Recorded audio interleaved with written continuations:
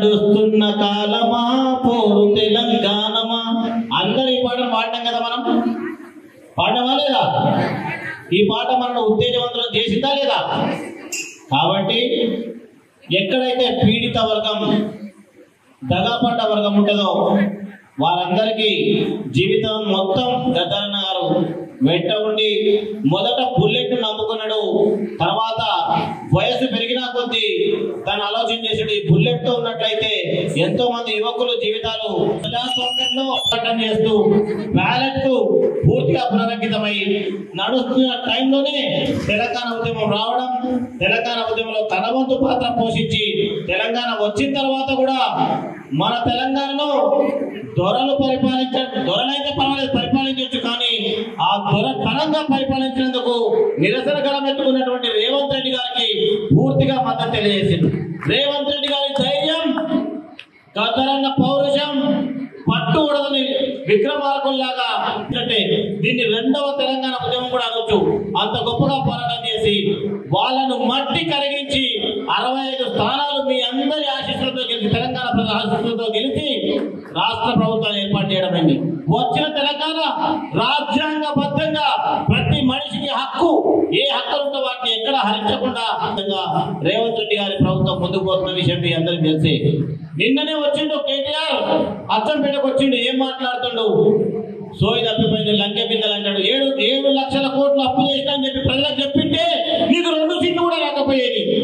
మొదలే రేవంత్ రెడ్డి గారిని ముఖ్యమంత్రిగా ప్రకటిస్తే 30 సీట్లు కూడా రాకపోయేదని అన్నాడు. పోస్టు ఉడాయించిండు, పోస్టులు లేడు, తను ఏం బిడ్డ. ఈరోజు చక్కటి పాటతో ఎక్కడ కూడా నేను ఆ పార్టీలో 14 సంవత్సరాలు ఉన్నా కూడా 3 నెలల ముందు నువ్వు తెలిసింది తప్పని చెప్పి తెలిసిన తర్వాత అన్నని బయటకు తీసుకొని మేమందరం కూడా ప్రజాస్వామ్యాన్ని పునఃప్రతిష్ఠ చేయాలి. మా జీవితాల్లో మాకు సాటిస్ఫాక్షన్ ఉంది, పదవులు వచ్చినా పోయినా ఏం కాదు, కానీ మేము ఏదైతే దొరకనంతో అప్రజాస్వామికంగా పరిపాలన చేస్తున్నాడో వాళ్ళని దించితే కూడా మేము తెలంగాణకు మళ్ళీ ఒకసారి తెచ్చినట్టు 2 సార్లు తెచ్చినట్టు అయితే భావనతో మేమందరం ప్రజల ముందుకు వచ్చినాం. తెలంగాణ ప్రజలు విజ్ఞులు కాబట్టి గొప్పగా ఆదరించి రేవంత్ రెడ్డి గారిని ముఖ్యమంత్రి పీఠంలో కూర్చోబెట్టిండు. వచ్చినప్పటి నుండి రాత్రి భవన్లో కష్టపడుతూ ఇచ్చిన హామీలకు కట్టుబడుతూ ప్రజల యొక్క ధనాన్ని మళ్ళీ ఎట్లనైనా హామీలు నెరవేర్చాలన్న ఒక ఆలోచనతో పనిచేస్తూ ఎక్కడ కూడా ఆశ్రిత వాత్సల్యాన్ని చూపకుండా పనిచేసి కరెక్ట్ పర్సన్స్ బాధ్యతల అభ్యర్థులు ముందుకు పోతున్నాడు. నేను చెప్పదలుచుకున్న ఈరోజు ఈ ప్రభుత్వం తరఫున, మా ఎమ్మెల్యే గారి తరఫున ఎట్టి పరిస్థితుల్లో కూడా మోసం కానీ దగా కానీ చేయం. ప్రజలకు ఏవైతే వాగ్దానాలు ఇచ్చామో ఆ వాగ్దానాలు నెరవేరుస్తాం. మొదటిసారి మొత్తం కాళ్ళకిన భూమి జారిపోయింది. రేపు పార్టీలో ఎవరుంటారో చేసిన తప్పులను ప్రాయచిత్తం పడకుండా నాయకులు తప్పు చేసిండో వాళ్ళ విధానాల తప్పులు గుర్తుపట్టుకోకుండా ముందుకు పోతుంది. కాబట్టి ఆ పార్టీ తెలంగాణలో ఉండదు. కాబట్టి నేను చెప్పొచ్చేది ఏంటంటే రేవంత్ రెడ్డి గారికి సమయం ఇవ్వాలి.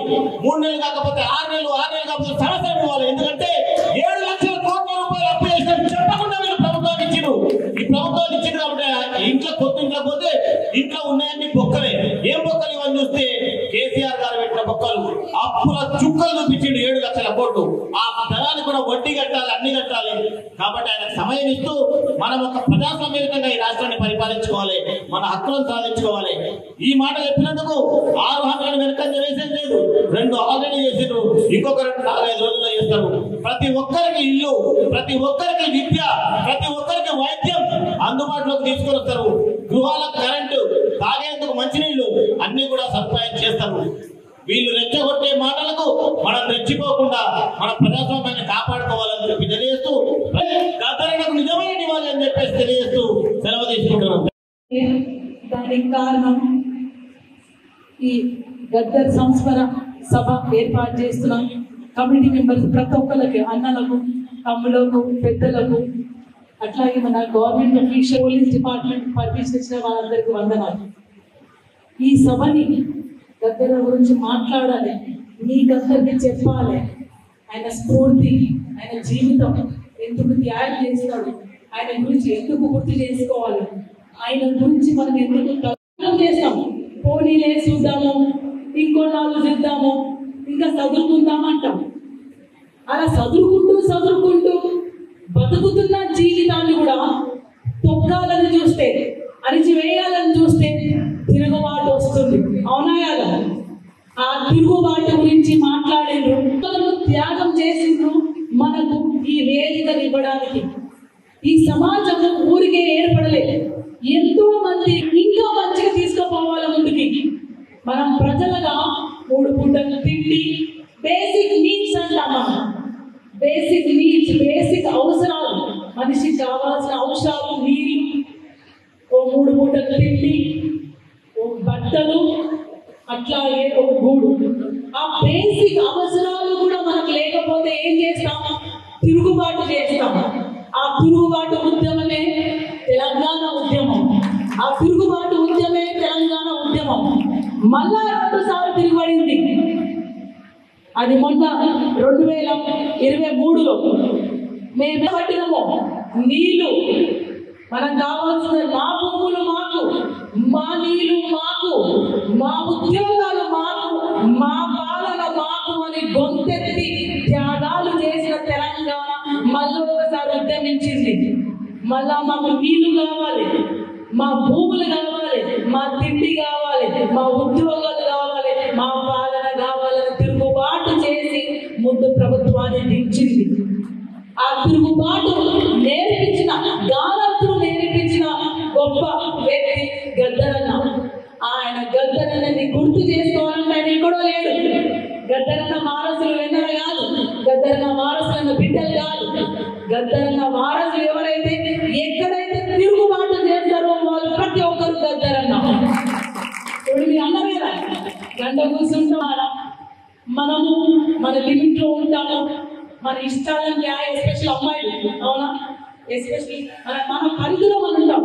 కానీ అణిచివేస్తుంటే ఎవరి మాట వినొద్దు, తిరుగుబాటు చేయాలి. ఆ తిరుగుబాటు చేయమని నీకు ఎవరు చెప్పరు, నీ మనసు చెప్తుంది, నీ బుర్ర చెప్తుంది. అదే జీవితం, అదే ప్రకృతి.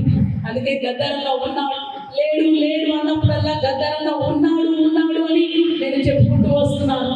మహానుభావులు మరణించరు. మహానుభావులు తమ ఆశయాలను, తమ సిద్ధాంతాన్ని, తమ ఆయుధాలను అప్పచెప్పిపోతారు. ఆ ఆయుధమే తిరుగుబాటు. ఆ తిరుగుబాటు తరం గురించి ఎలా తిరుగుబడాలి?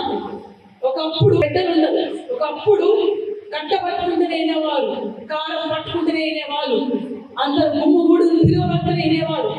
ఇప్పుడు ఆ పరిస్థితి లేదు.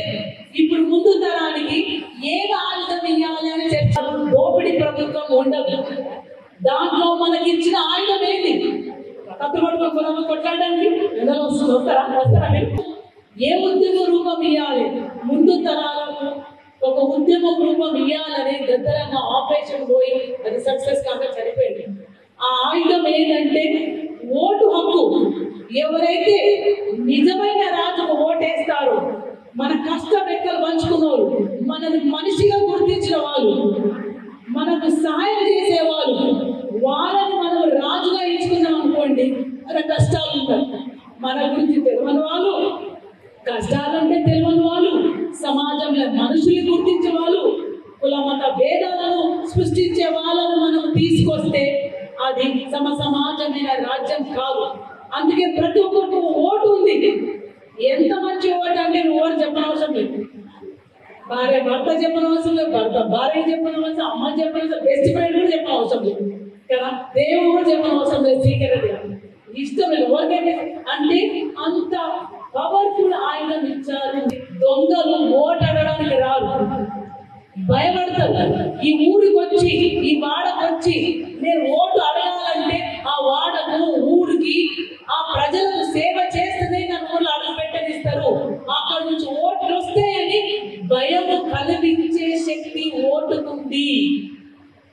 ఎలక్షన్స్ వస్తున్నాయంటే, ఎలక్షన్స్ రాకముందే, ఎలక్షన్స్ లో దిగాలంటేనే వాళ్ళు సేవ చేస్తేనే నేను గెలుస్తాననే ఓ భయం మనం ఇంట్లో కూర్చొని కల్పించవచ్చు. ఫోన్ చేసి బెదిరించిన అవసరం, కట్టలు పోన అవసరం లేదు కదా.